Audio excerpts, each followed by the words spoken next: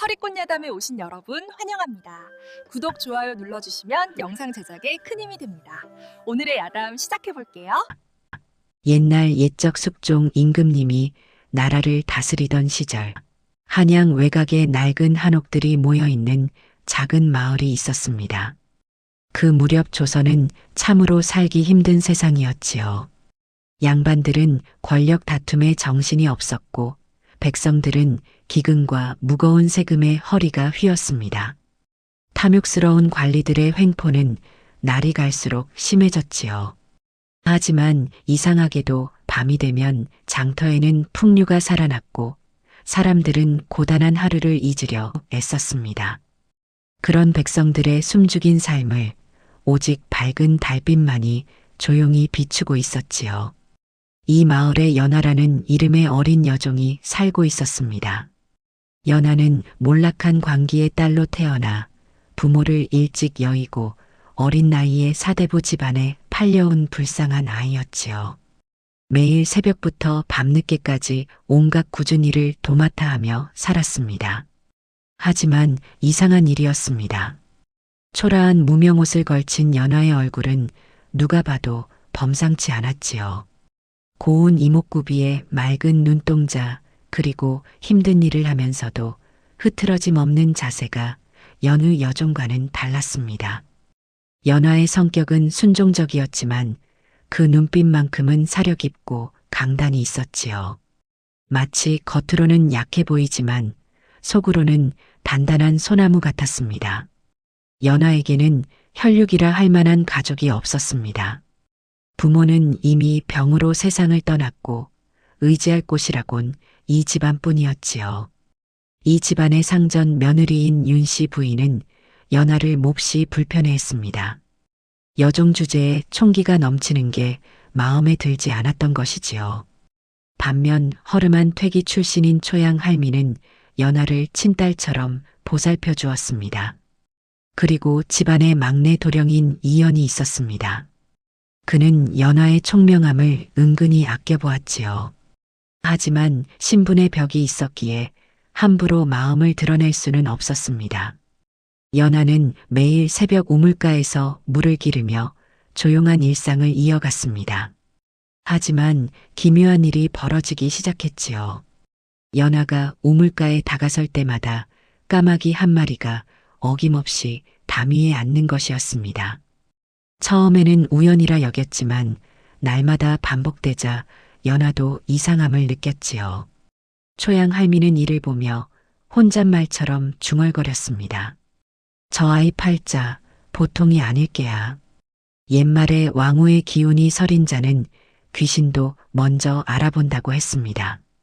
초양 할미는 그 말을 떠올리며 불안한 마음을 감출 수 없었지요. 그러던 어느 날 명성이 높은 관상가 한결옹이 집안을 찾아왔습니다. 윤씨 부인이 집안의 애군을 살펴달라 부탁한 것이었지요. 한결옹은 집안 구석구석을 살피며 고개를 끄덕이고 있었습니다. 그때 연하가 우연히 물동이를 들고 마당을 지나갔지요. 순간 한결옹의 눈빛이 크게 흔들렸습니다.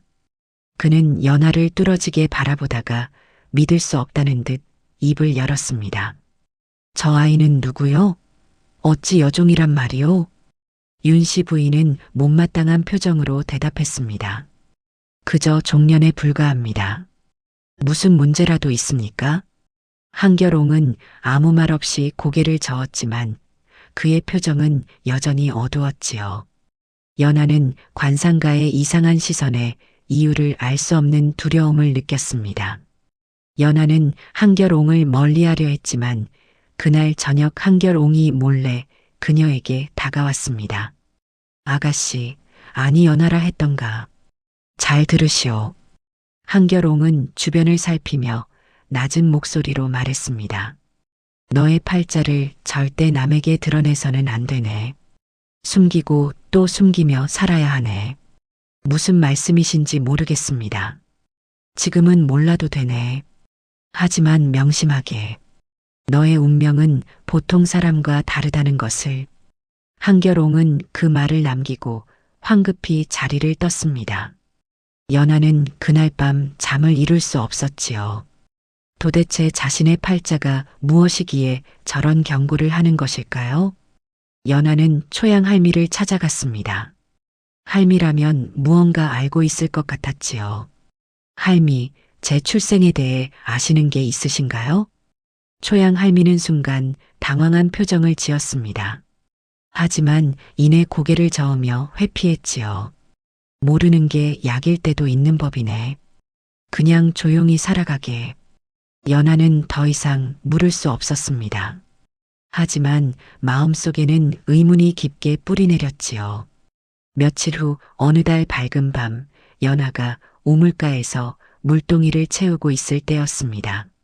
이연 도령이 나타나 그녀를 도와주었지요. 밤이 깊었는데 혼자 나왔구나. 위험하지 않은가? 도련님, 걱정해 주셔서 감사합니다. 이연은 달빛 아래 비친 연하의 눈을 보며 너클 잃은 듯 중얼거렸습니다. 참으로 신기하구나. 마치 깊은 연못을 보는 것 같구나. 맑으면서도 끝이 보이지 않는. 연하는 얼굴이 붉어져 고개를 숙였습니다. 이연 도령은 물동이를 들어 대신 날라주었지요. 두 사람 사이에는 말로 표현할 수 없는 묘한 기운이 흘렀습니다. 하지만 신분의 차이는 엄연했고 쉽게 마음을 드러낼 수는 없었지요. 그런데 평화로운 일상은 오래가지 못했습니다. 윤씨 부인이 연하를 제거할 음모를 꾸미기 시작한 것이지요.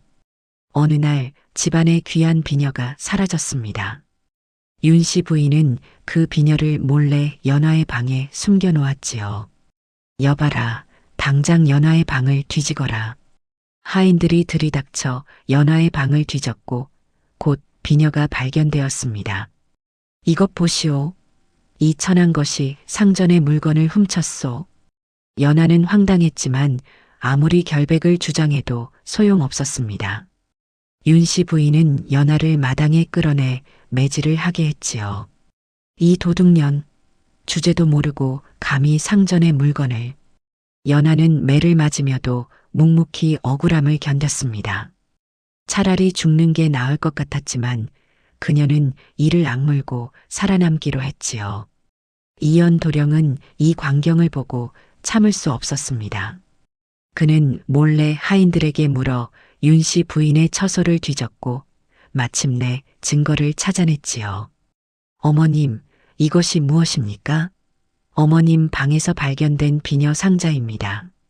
연하에게 씌운 것과 똑같은 비녀가 들어있더군요. 윤씨 부인의 얼굴이 하얗게 질렸습니다. 하지만 그녀는 뻔뻔하게 잡아떼었지요. 내가 무슨 짓을 한 게냐? 어미를 모함하는 것이냐? 이연 도령의 개입은 오히려 집안에 더 큰 파문을 일으켰습니다. 아버지인 대감마님이 노발대발했고 이연은 문책을 받았지요. 연하는 더욱 깊은 절망에 빠졌습니다. 자신 때문에 도련님까지 화를 입었다는 생각에 가슴이 찢어질 것만 같았지요. 그날 밤 초양 할미가 연하를 몰래 찾아왔습니다. 할미의 표정은 그 어느 때보다 심각했지요. 연하야, 이제는 말해야 할 때가 온 것 같구나. 할미, 무슨 말씀이신가요? 초양 할미는 깊은 한숨을 내쉬며 입을 열었습니다. 연하의 어머님은 궁중 악공이셨네. 그것도 아주 뛰어난 실력을 가진 분이셨지. 연하는 숨이 멎는 것 같았습니다. 그런데 어찌 제가 여종이 된 것입니까? 그건 말이지, 연하의 어머님께서 사실은 폐위된 후궁의 딸이셨기 때문이네. 궁궐 안에서 일어난 무서운 일들로 인해 연하가 이렇게 숨어 살게 된 것이지. 연하는 온몸이 떨렸습니다. 자신의 출생에 그런 비밀이 숨어 있었다니 믿기지 않았지요. 그럼 저는 누구입니까? 제 진짜 신분은 무엇입니까? 그건 아직 말할 수 없네. 하지만 자네가 여종으로 살 팔자가 아니라는 것만은 확실하네. 초양 할미의 고백을 들은 사람이 또 있었습니다. 바로 이연 도령이었지요. 그는 우연히 그 대화를 엿듣고 말았습니다. 이연의 마음은 복잡해졌습니다. 연하가 단순한 여종이 아니라는 사실을 알게 된 것이지요. 하지만 동시에 그녀가 더 큰 위험에 처할 수도 있다는 두려움이 엄습했습니다. 이연 도령은 연하를 지켜주기 위해 더욱 조심스럽게 그녀를 돌보기 시작했습니다. 몰래 음식을 갖다 주고 윤 씨 부인의 눈을 피해 안부를 물었지요. 연하 역시 이연 도령에게 점점 마음이 기울어졌습니다. 이 각박한 세상에서 자신을 진심으로 대해주는 사람은 그뿐이었지요. 어느 날 저녁 두 사람은 뒤뜰에서 마주쳤습니다. 달빛이 유난히 밝은 밤이었지요. 연하, 너는 두렵지 않은가? 무엇이 두렵다는 말씀이신지요? 내 앞에 놓인 운명 말일세. 나는 관상가 어른의 경고가 자꾸 마음에 걸리네. 도련님, 저는 이미 각오했습니다. 어떤 운명이 기다리고 있든 피하지 않겠습니다. 이연은 연하의 눈을 바라보며 가슴이 뛰었습니다. 이렇게 강인한 여인을 본 적이 없었지요. 하지만 바로 그때 한결옹이 다시 나타났습니다. 그는 이연을 따로 불러 엄중하게 경고했지요. 도련님, 그 아이는 도련님 곁에 있을 팔자가 아니옵니다. 무슨 말씀이십니까? 그 아이의 관상을 보았을 때 저는 깜짝 놀랐습니다. 왕후의 기운이 서려 있었기 때문입니다. 그런 아이가 어찌 여종으로 살 수 있겠습니까? 이연의 얼굴이 굳어졌습니다. 왕후의 기운이라니 그것은 너무나 위험한 말이었지요. 그럼 연하는 어찌 되는 것입니까? 그것은 하늘이 정할 일입니다. 다만 도련님이 개입하면 두 분 모두 위험해질 것입니다. 한결옹의 경고에도 불구하고 이연은 연하를 포기할 수 없었습니다. 아니, 오히려 더욱 그녀를 지키고 싶어졌지요. 하지만 운명은 잔인했습니다. 윤 씨 부인의 모략이 다시 시작된 것이지요. 윤 씨 부인은 연하를 완전히 제거하기로 마음먹었습니다. 그녀는 연하가 집안의 은을 훔쳤다고 관아에 고발했지요. 저천한 것이 상전의 은을 훔쳐 달아나려 했사옵니다. 관졸들이 들이닥쳐 연하를 끌고 갔습니다. 상민 신분이 도둑질을 하면 목숨을 잃을 수도 있는 일이었지요. 연하는 관아의 차디찬 옥에 갇혔습니다.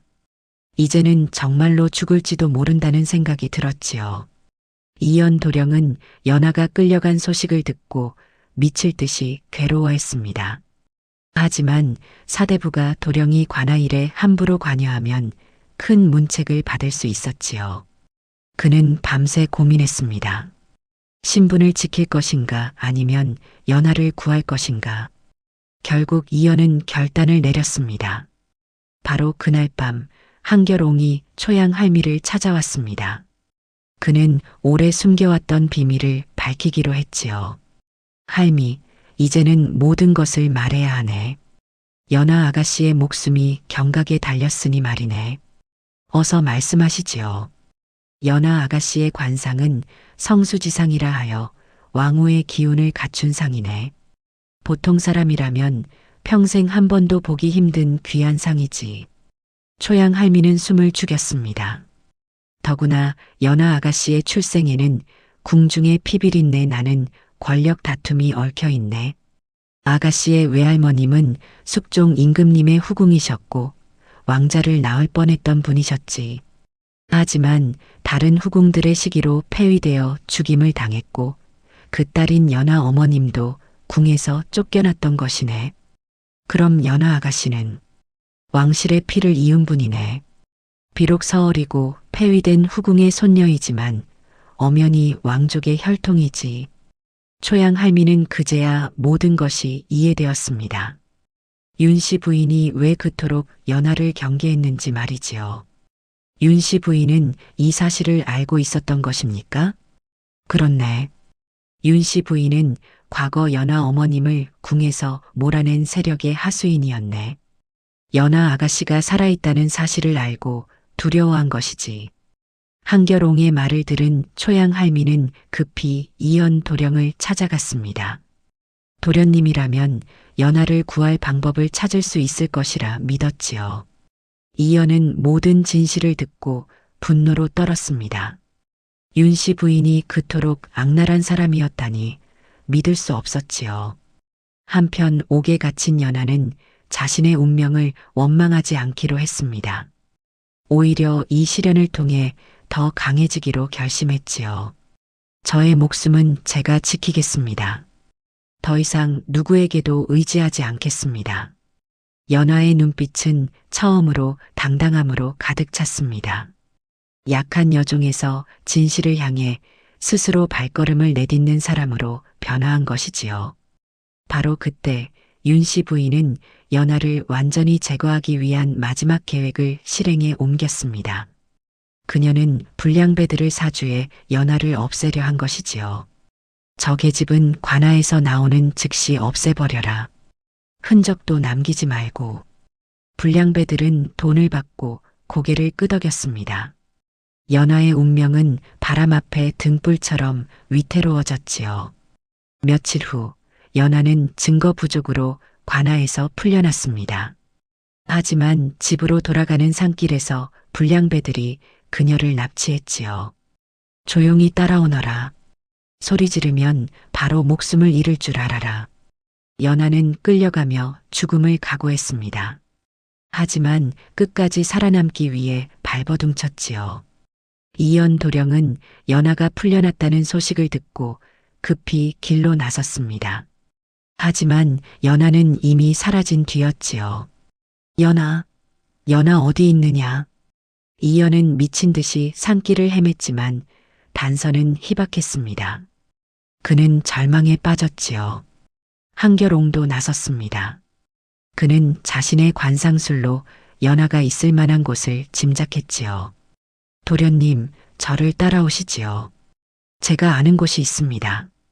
연하는 산속 폐가에 갇혀 있었습니다. 불량배들은 밤이 되면 그녀를 죽이려 했지요. 제발 살려주십시오. 제가 무슨 잘못을 했습니까? 우리도 돈 받고 일하는 것뿐이다. 원망하지 마라. 연하는 자신의 운명을 원망했습니다. 하지만 동시에 살아남고자 필사적으로 몸부림쳤지요. 바로 그때 이연 도령은 사대부 신분을 걸고 큰 결단을 내렸습니다. 그는 관아에 고발장을 올린 것이지요. 연하는 무죄이옵니다. 그녀를 해하려 한 자는 이 집안의 윤 씨 부인이옵니다. 또한 윤 씨 부인은 불량배를 사주해 연하를 죽이려 하고 있사옵니다. 이연의 고발로 관아는 발칵 뒤집혔습니다. 사대부가 도령이 자기 집안의 어머니를 고발한다는 것은 전대미문의 일이었지요. 하지만 이연은 물러서지 않았습니다. 그는 한결옹이 모은 모든 증거를 제시했고 관아는 마침내 움직이기 시작했습니다. 광군이 불량배들의 은신처를 급습했습니다. 이연 도령과 한결옹도 함께 뛰어들었지요. 연하, 어디 있느냐? 연하는 이미 죽음 직전이었습니다. 불량배들이 칼을 들고 그녀에게 다가오고 있었지요. 이제 끝이다. 순순히 받아들여라. 바로 그 순간 문이 와르르 무너지며 광군이 들이닥쳤습니다. 광군이다. 모두 움직이지 마라. 불량배들은 놀라 도망치려 했지만 이미 포위당한 상태였지요. 이연 도령은 연하에게 달려가 그녀를 부둥켜 안았습니다. 연하, 정신 차려라. 내가 왔다. 연하는 희미한 의식 속에서 이연의 목소리를 들었습니다. 그녀는 눈물을 흘리며 끝까지 정신을 놓지 않았지요. 도련님, 괜찮다. 이제 안전하다. 내가 지켜줄 것이다. 연하는 극적으로 구출되었고 윤 씨 부인은 광군에게 체포되었습니다. 집안은 발칵 뒤집혔지요. 대감마님은 며느리의 죄를 알고 경악했습니다. 윤 씨 부인은 관아로 끌려가며 마지막까지 발악했지요. 내가 무슨 잘못을 했단 말이냐? 저것은 그저 천한 여종일 뿐이다. 하지만 아무도 그녀의 말을 듣지 않았습니다. 모든 진실이 밝혀진 것이지요. 며칠 후 한결옹은 연하를 찾아왔습니다. 이제는 모든 진실을 밝힐 때가 온 것이지요. 연하 아가씨, 이제 아가씨의 진짜 신분을 말씀드리겠습니다. 연하는 떨리는 마음으로 한결옹의 말을 들었습니다. 아가씨는 폐위된 후궁의 손녀이자 왕실의 혈통을 이은 분이십니다. 비록 서얼이고 폐위된 집안이지만 엄연히 왕족의 피가 흐르고 있지요. 그럼 저는 아가씨의 관상은 왕후의 상이라 했습니다. 성수지상이라 하여 천하의 귀한 상이지요. 그래서 까마귀가 아가씨를 따라다닌 것입니다. 영물은 귀한 기운을 알아본다고 하지 않습니까? 연하는 모든 것이 이해되었습니다. 자신이 왜 이토록 힘든 삶을 살아야 했는지, 왜 윤씨 부인이 그토록 두려워했는지 말이지요. 윤씨 부인은 과거 아가씨의 외할머님을 궁에서 몰아낸 세력의 사람이었습니다. 아가씨가 살아있다는 것이 알려질까 두려워한 것이지요. 그럼 제 어머님은? 아가씨 어머님께서는 궁중 악공으로 숨어 지내시다가 아가씨를 낳고 돌아가셨습니다. 어머님의 마지막 소원은 아가씨가 평범하게 살아가는 것이었지요. 한결옹의 말을 들은 연하는 눈물을 흘렸습니다. 어머니의 마음을 이제야 알게 된 것이지요. 연하는 결국 자신의 운명과 마주할 수밖에 없었습니다. 모든 진실이 밝혀진 후 연하는 여종 신분에서 풀려났습니다. 관청의 보호를 받게 된 것이지요. 대감마님은 연하에게 사죄했습니다. 아가씨, 우리 집안이 큰 잘못을 저질렀소. 용서해 주시오. 연하는 담담하게 대답했습니다. 대감마님께서 잘못하신 것은 없사옵니다. 다만 윤씨 부인의 죄일 뿐이지요. 이연 도령과 연하의 관계는 새로운 국면을 맞이했습니다. 더 이상 신분의 벽이 그들을 가로막지 않았지요. 연하, 이제는 마음 편히 살 수 있겠구나. 도련님, 아니 나으리. 저를 구해주셔서 감사합니다. 나는 단지 옳은 일을 했을 뿐이네. 그리고 나를 그냥 이연이라 불러주게. 두 사람은 서로를 바라보며 미소를 지었습니다. 아직 미래가 어찌 될지 알 수 없었지만 함께라면 어떤 시련도 이겨낼 수 있을 것 같았지요. 한결옹은 연하에게 마지막 조언을 남겼습니다. 아가씨, 왕후의 상을 타고났다 하여 반드시 왕후가 되는 것은 아니옵니다. 그 뜻은 스스로 운명을 개척한다는 의미이지요. 스스로 운명을 개척한다. 그렇습니다. 아가씨는 이미 그것을 증명하셨습니다. 여종의 신분으로 태어나 온갖 시련을 겪었지만 끝까지 굴하지 않고 진실을 밝혀냈지 않습니까? 연하는 고개를 끄덕였습니다. 이제 그녀는 자신의 운명이 두렵지 않았지요. 며칠 후 연하는 어머니의 무덤을 찾아갔습니다. 초양 할미가 어머니가 계신 곳을 알려준 것이지요. 무덤 앞에 선 연하는 조용히 절을 올렸습니다. 어머니, 저는 이제 더 이상 누구의 것도 아닙니다. 제 발로 서서 제 길을 걸어가겠습니다. 연하의 뒤에는 이연이 서 있었습니다. 그는 손에 든 등불을 높이 들어 연하의 길을 비춰주었지요. 달빛과 등불이 어우러져 두 사람의 그림자를 길게 드리웠습니다. 그 그림자는 마치 함께 걸어갈 미래를 암시하는 듯 했지요. 연하는 일어서서 하늘을 올려다보았습니다. 까마귀 한 마리가 울며 날아갔고 연하는 미소를 지었습니다. 왕후의 관상을 타고난 여종은 이제 더 이상 여종이 아니었습니다. 그녀는 자신의 운명을 스스로 선택하는 사람이 되었지요. 옛말에 백절불굴이라는 말이 있습니다. 어떠한 난관에도 굽히지 않고 이겨나간다는 뜻이지요. 연하는 바로 그런 사람이었습니다. 비록 여종으로 살게 되었지만 그녀는 끝까지 포기하지 않았고 결국 자신의 진짜 운명을 찾아냈지요. 우리도 연하처럼 어떤 시련이 와도 굴하지 않는 강한 마음을 가져야 하겠습니다. 다음 영상을 빠르게 만나보시려면 좋아요와 구독을 눌러주세요. 그럼 더 재미있는 영상으로 찾아뵙겠습니다. 모두 행복한 하루 보내세요.